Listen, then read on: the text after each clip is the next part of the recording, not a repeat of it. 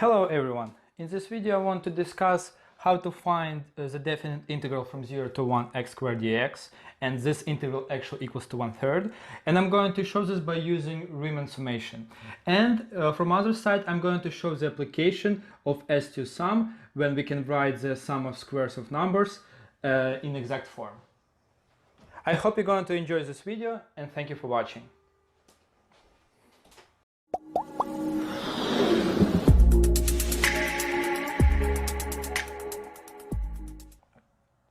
Hello guys, so if you want to find this definite integral, we need to recover first the definition of this definite integral by using Riemann summation. So we're saying that we have definite integral from a to b of f of x dx if we can write this integral as the limit of the partial sums, where I'm taking the sum of f of xi times delta x. In this case, we can see that our function is x squared, and our a and b is just going to be 0 and 1. And in this problem, we're going to just apply this definition. But before, let me draw the graph of x squared from 0 to 1. Okay, we have this graph. So if you want to solve math problem, first we need to figure out what is our delta x and what is our xi. So let's first find what is delta x. And according to a definition of delta x is b minus a over n.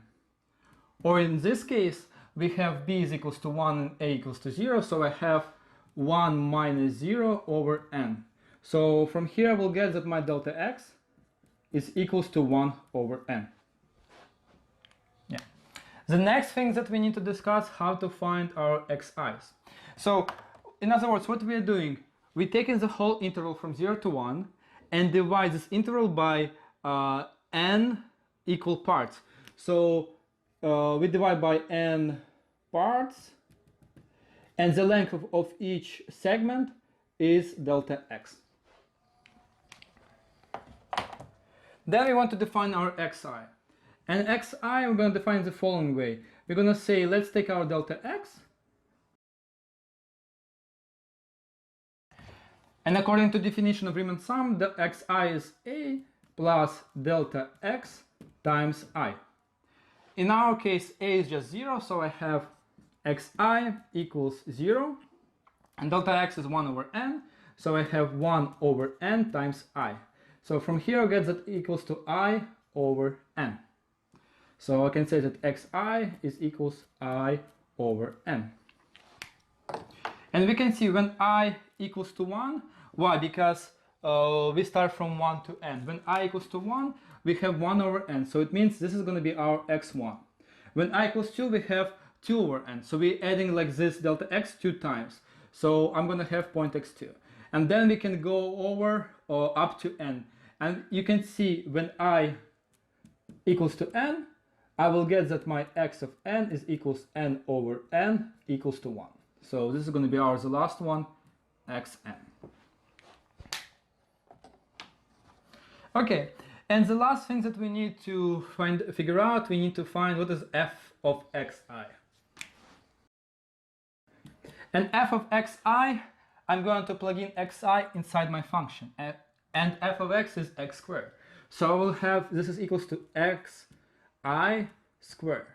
But from other side, what is xi? Xi is 1 I over n. So we'll get equals to I over n squared. And from here I can get that my f of xi equals to I squared over n squared. Okay. And in this step we found all important information that we need to plug in into our sum. So if we want to calculate this integral, I want to divide this computation into 2 steps. My first step, I want to evaluate the sum separately without a limit. And then when I'm going to find the value of the sum, I'm going to take the limit of this value to infinity. And I'm going to get the answer that I'm supposed to get, which is 1/3. So let's do the first step. Let's find the sum from I equals to 1 to n of this expression. Here, why I was doing this all before I'm going to actually do my computation, because right now, what I just need to do, I just need to plug in all this information. So let's do this. So I have my sum from I equals to 1 to n. F of xi is just I squared over n squared. And what is my delta x? Delta x is just 1 over n times 1 over n. And then, in order to simplify this, let's rewrite the sum, not in the short notation. So when I equals to 1, I'm gonna, so my first term, so first what I can see, that I have n, and n is gonna be my n cube. And when I equals to 1, is gonna be 1 square. My second term is 2 square over n cube. And so on, and my last term is gonna be n square over n cube.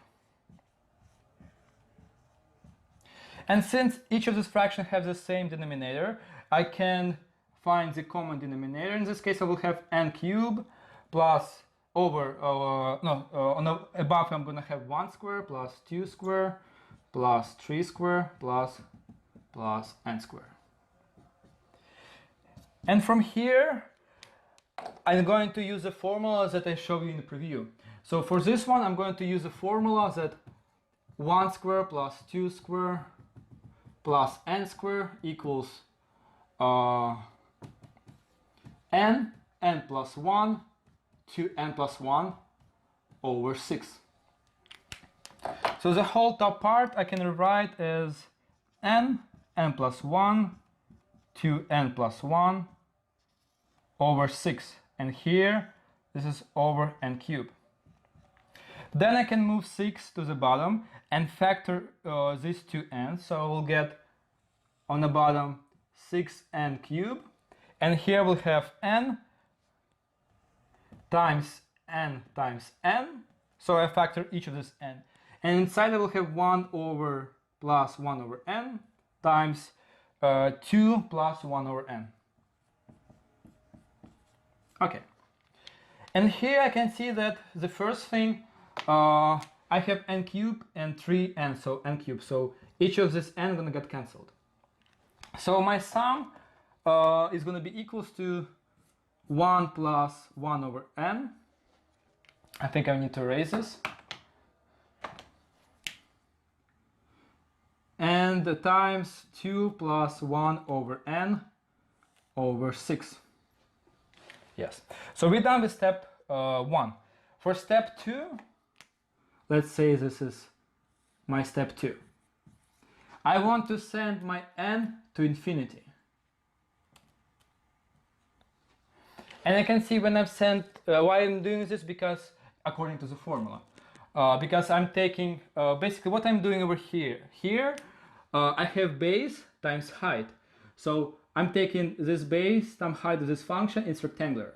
I'm taking base times height, it's rectangular. So I'm covering my integral with these rectangulars. And then I'm increasing the number of my rectangulars at the infinity. When I'm going to send my n to infinity, I'm going to get exactly the area under my parabola. So when we're going to send this n to infinity, I will get this term will go to 0. This term will go to 0 because 1 over n. So I'm going to left 1 times 2 over 6.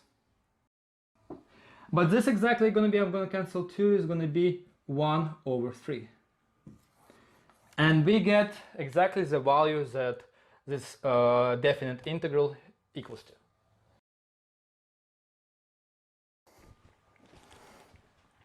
Okay guys, I hope you enjoyed this video, and I want to give a couple of comments about this problem. So first, this problem was solved in ancient Greece when they calculated the area under the parabola.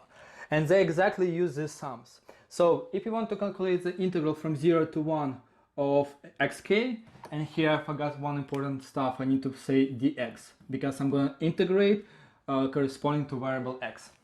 Then I want to find what is the exact sum of 1 to the k plus 2 to the k up to n to the k. So because this trick is super important, like to write this in exact form. In exact form, it means I'm going to plug in some variable n, and that formula gonna give me the final, like the answer super easily without calculating each of the sums separately.